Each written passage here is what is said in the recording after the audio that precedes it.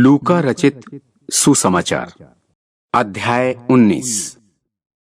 वो यरीहो में प्रवेश करके जा रहा था और देखो, जक्कई नाम एक मनुष्य था जो चुंगी लेने वालों का सरदार था। वो धनी था। वो यीशु को देखना चाहता था कि वो कैसा है, परंतु भीड़ के कारण देख ना सकता था क्योंकि वो नाटा था। तब उसको देखने के लिए वो आगे दौड़कर एक गूलर के पेड़ पर चढ़ गया क्योंकि यीशु उसी मार्ग से जाने वाला था। जब यीशु उस जगह पहुंचा तो ऊपर दृष्टि करके उससे कहा, हे जक्कई, झट उतर आ, क्योंकि आज मुझे तेरे घर में रहना अवश्य है।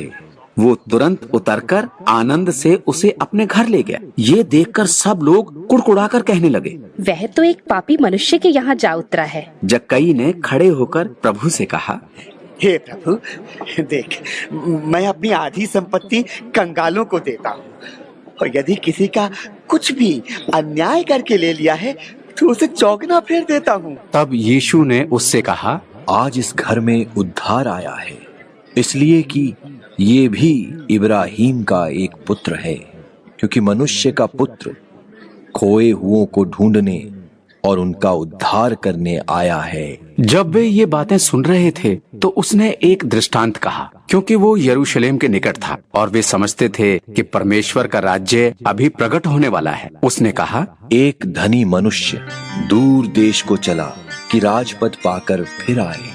उसने अपने दासों में से 10 को बुलाकर उन्हें 10 मोहरें दी और उनसे कहा, मेरे लौट आने तक लेन देन करना। उसके नगर के रहने वाले उससे बैर रखते थे, इसलिए उसके पीछे दूतों के द्वारा कहला भेजा, हम नहीं चाहते कि ये हम पर राज्य करे। जब वो राजपद पाकर लौट आया तो ऐसा हुआ कि उसने अपने दासों को, जिन्हें रोकड़ दी थी, अपने पास बुलवाया कि मालूम करे कि उन्होंने लेन देन से क्या क्या कमाया है। तब पहले ने आकर कहा, हे स्वामी, तेरी मोहर से 10 और मोहरें कमाई हैं। उसने उससे कहा, धन्य है उत्तम दास, तू बहुत ही थोड़े में विश्वासी निकला, अब 10 नगरों पर अधिकार रख। दूसरों ने आकर कहा, हे स्वामी, तेरी मोहर से 5 और मोहरें कमाई हैं। उसने उससे भी कहा कि तू भी 5 नगरों पर हाकिम हो जा। तीसरे ने आकर कहा, हे स्वामी, देख, तेरी मोहर ये है जिसे मैंने अंगोछे में बांध रखी है, क्योंकि मैं तुझसे डरता था, इसलिए कि तू कठोर मनुष्य है। जो तूने नहीं रखा उसे उठा लेता है, और जो तूने नहीं बोया उसे काटता है। उसने उससे कहा, हे दुष्ट दास, मैं तेरे ही मुंह से तुझे दोषी ठहराता हूं। तू मुझे जानता था कि कठोर मनुष्य हूं। जो मैंने नहीं रखा उसे उठा लेता, और जो मैंने नहीं बोया उसे काटता हूं। तो तूने मेरे रुपए कोठी में क्यों नहीं रख दिए कि मैं आकर ब्याज समेत ले लेता? और जो लोग निकट खड़े थे, उसने उनसे कहा, वो मोहर उससे ले लो, और जिसके पास 10 मोहरें हैं उसे दे दो। उन्होंने उससे कहा, हे स्वामी, उसके पास 10 मोहरें तो हैं।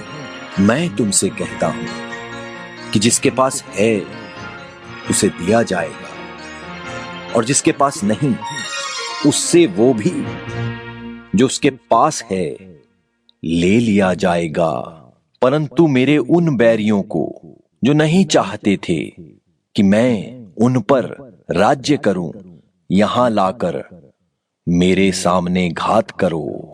ये बातें कहकर वो यरूशलेम की ओर उनके आगे आगे चला, और जब वो जैतून नाम पहाड़ पर बैतफगे और बैतनिय्याह के पास पहुंचा तो उसने अपने चेलों में से 2 को ये कहकर भेजा कि सामने के गांव में जाओ, और उसमें पहुंचते ही एक गधी का बच्चा, जिस पर कभी कोई सवार नहीं हुआ, बंधा हुआ तुम्हें मिलेगा, उसे खोलकर लाओ।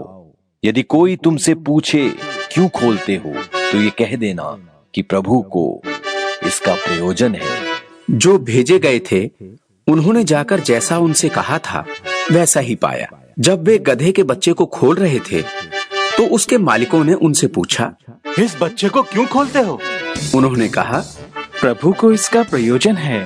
वे उसको यीशु के पास ले आए और अपने कपड़े उस बच्चे पर डालकर यीशु को उस पर सवार किया। जब वो जा रहा था तो वे अपने कपड़े मार्ग में बिछाते जाते थे। निकट आते हुए जब वो जैतून की ढलान पर पहुंचा तो चेलों की सारी मंडली उन सब सामर्थ के कामों के कारण जो उन्होंने देखे थे आनंदित होकर बड़े शब्द से परमेश्वर की स्तुति करने लगी कि धन्य है वो राजा जो प्रभु के नाम से आता है। स्वर्ग में शांति और आकाश मंडल में महिमा हो। तब भीड़ में से कितने फरीसी उससे कहने लगे, हे गुरु, अपने चेलों को डांट। उसने उत्तर दिया, मैं तुमसे कहता हूँ, यदि ये चुप रहें तो पत्थर चिल्ला उठेंगे। जब वो निकट आया तो नगर को देखकर उस पर रोया और कहा, क्या ही भला होता कि तू ही इसी दिन में कुशल की बातें जानता, परंतु अब वे तेरी आंखों से छिप गई हैं। वे दिन तुझ पर आएंगे कि तेरे बैरी मोर्चा बांधकर तुझे घेर लेंगे और चारों ओर से तुझे दबाएंगे। तुझे और तेरे बालकों को जो तुझ में हैं मिट्टी में मिलाएंगे और तुझ में पत्थर पर पत्थर भी न छोड़ेंगे, क्योंकि तूने ये अवसर जब तुझ पर कृपा दृष्टि की गई न पहचाना।